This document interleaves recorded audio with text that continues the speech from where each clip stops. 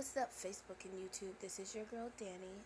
I'm coming to you. I tried to upload the video that I did on this subject, but for some reason it wouldn't upload, so I'm just going to do it YouTube capture. Just go ahead and just do it live. Um, so if I sound crazy, is because I'm not gonna edit it. What it is what it is. All right, so the subject that I posted on my page was that I was going to explain how I went from wanting children to realizing that that wasn't really my desire. Um, and so what happened was is that growing up, I grew up in the church, and in my family, we have long marriages. Like my aunties and uncles have been married, you know, 20 years, and then there's some who haven't been married that long, but I had examples of what long marriages look like, and in those marriages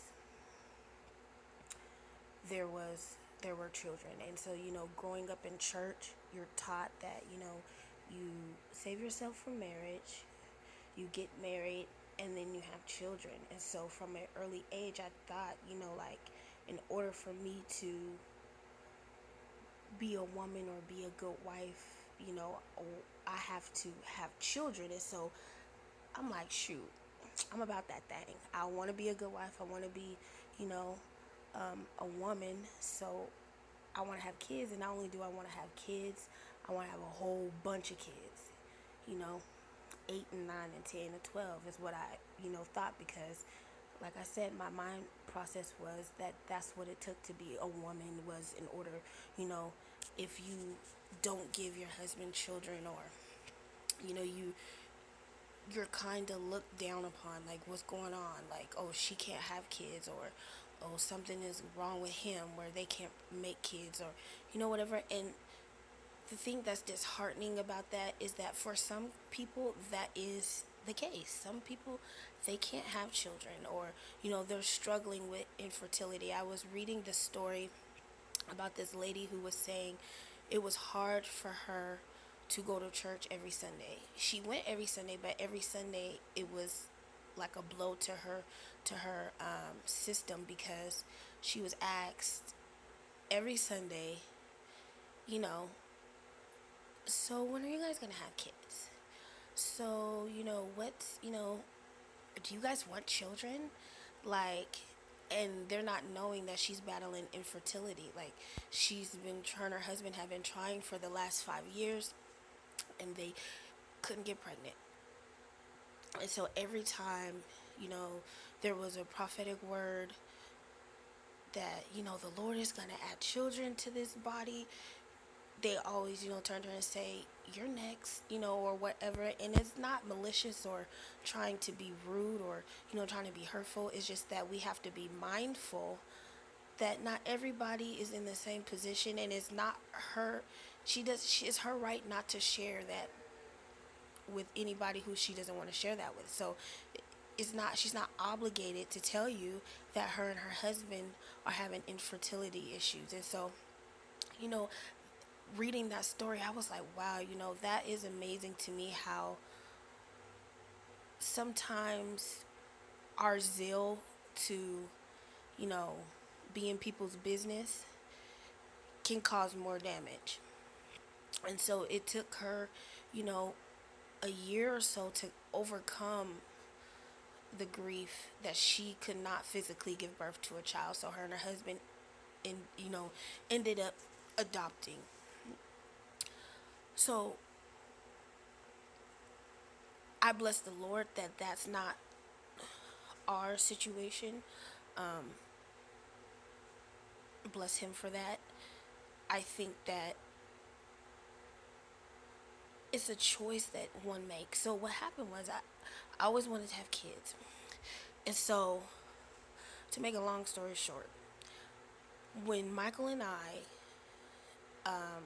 had the fire, like, that was a traumatic, you know, I don't know if you guys ever been in a life or death situation, and it was literally like life or death. You look one way, you gotta jump 6 feet. You look the other way, there's fire literally at our door. So, that was traumatic. And so I went through a season, and even now I thank God that we're working the process of deliverance from anxiety.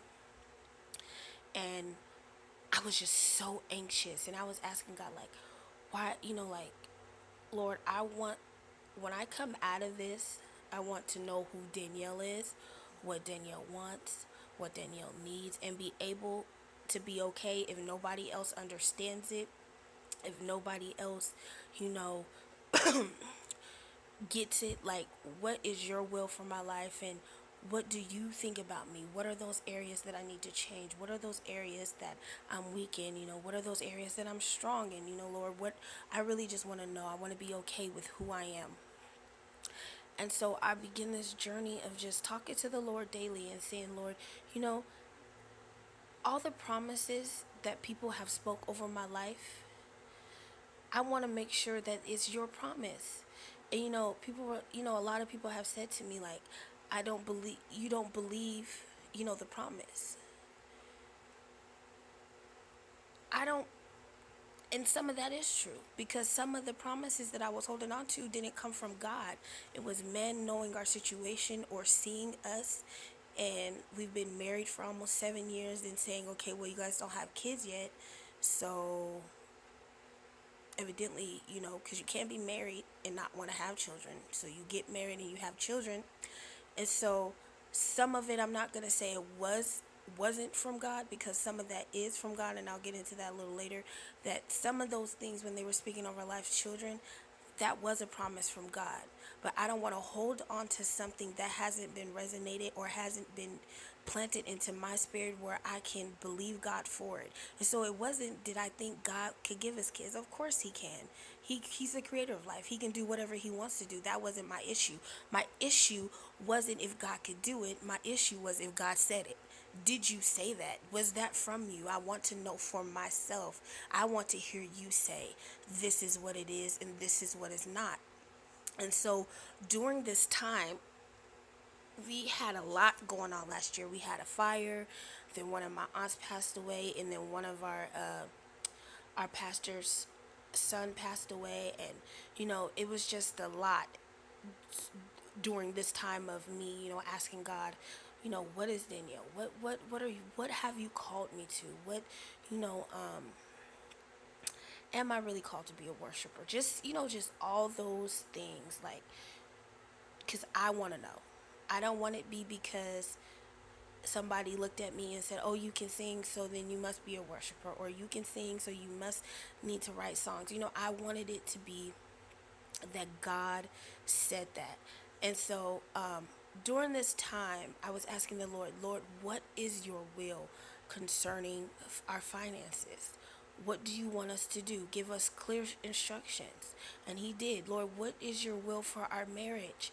And he gave instructions. Now, am I saying that he gave instructions, but we haven't been perfect in meeting those instructions? But I wanted to know, this is what you're saying. This is what you're doing. This is what your will is for us. And so I asked him concerning children, like, what is your will? And the Lord was like, your desire to have children is tainted.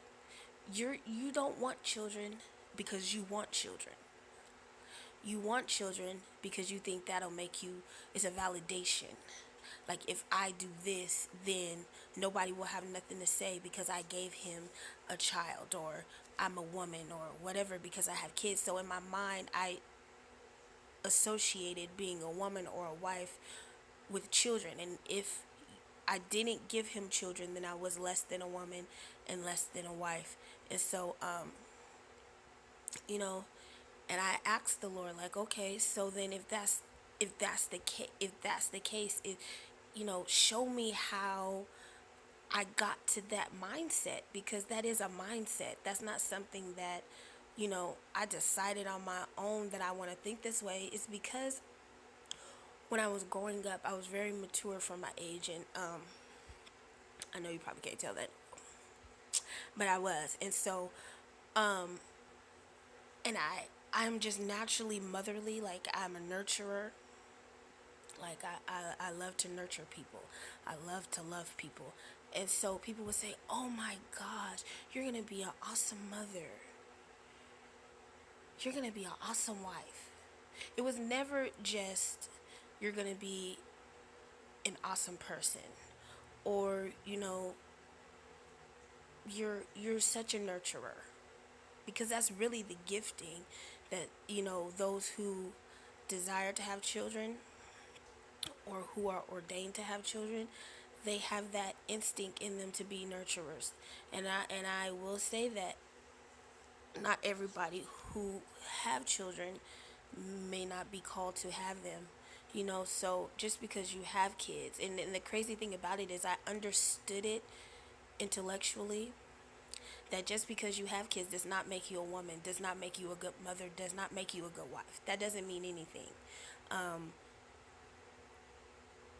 And just because you don't have kids does not make you less than either. And so I knew this intellectually, like I knew this, it made sense. And I could even say that to people.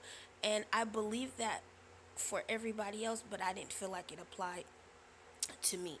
And so the Lord was showing me, how when people would say, "Oh, you're going to be an awesome mother. Look how you're good with kids. Look how good you are with them. Look how, they love you. Babies love you. Kids love you. You know, you're going to be such a great mom." And so I was like, well, if I'm a nurturer and if I already have this innate thing to where I want a mother, then that must be it. Like that's it. I'm supposed to have children. And so the desire to have kids was attached to my desire to be a godly woman, to be a godly wife. And so the Lord had to show me, like, your womanhood is not dictated by your ovaries, your fallopian tubes, your cervix, and your uterus. Like, it's really not. Like, that's not it. And so you shift shift that shift that thinking. And so when I shifted that thinking to say, hey, I may have flaws, I have some things that I'm allowing the Lord and the Holy Spirit to work out in me. I'm not perfect by any means. I mess up and I fluff up and I screw up just like everybody